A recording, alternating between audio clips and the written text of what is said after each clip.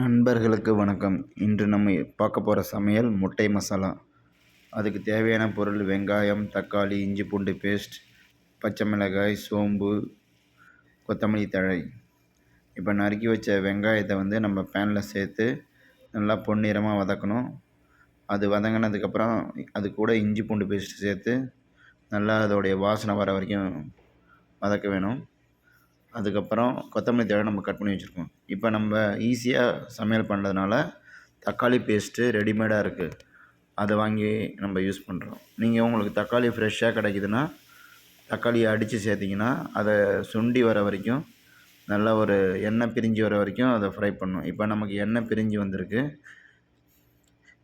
இது கூட பார்த்திங்கன்னா நம்ம கரம் மசாலா சேர்க்குறோம். 1/2 டீஸ்பூனு கரம் மசாலா. நம்ம குத்துமதிப்பாக ஸ்பூன் அளவு இல்லாதனால குத்துமதிப்பாக செய்கிறோம். சில்லி பவுடர் சேர்த்துக்கிறோம், 1 ஸ்பூன் சில்லி பவுடர். அதுக்கப்புறம் மல்லி பவுடர், கொத்தமல்லி பவுடர். இது எல்லாம் பார்த்திங்கன்னா எண்ணெயில் நல்லா வதங்கி வரணும். இப்போ கட் பண்ணி வச்சுருக்க கொத்தமல்லி கொஞ்சமாக ஆட் பண்ணணும்.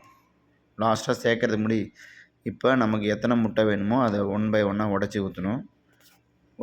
உடச்சி ஊற்றி கொஞ்சம் பாயில் ஆனதுக்கப்புறம் அது மேலே இதோடைய மசாலாவை எடுத்து அதை ஃபில் பண்ணணும். அது ஒரு தனி சுவையை கொடுக்கும். வெந்து வரும்போது அதோடைய ஸ்ட்ரக்சர் பார்த்திங்கன்னா வேறு லெவலில் இருக்கும். இந்தமாரி நீங்கள் ஈஸியாக முட்டை மசாலா செய்கிறதுக்கு இது உங்களுக்கு ஈஸியான ஒரு வீடியோவாக இருக்கும். இன்னும் வரும் வீடியோக்குள்ளே இன்னும் ஒரு நல்ல ரெசிபி பார்க்கலாம். பார்த்திங்களா, இப்போ இதுமாரி பெரட்டி வச்சிடணும். அப்போ தான் அந்த மசாலா நல்லா முட்டையோடு சேர்ந்து நல்ல ஒரு மசாலா டேஸ்ட் கிடைக்கும். ட்ரை பண்ணி பார்த்துட்டு உங்களுடைய கருத்துக்களை தெரிவிங்க. அடுத்த வீடியோவில் நம்ம பார்க்கலாம்.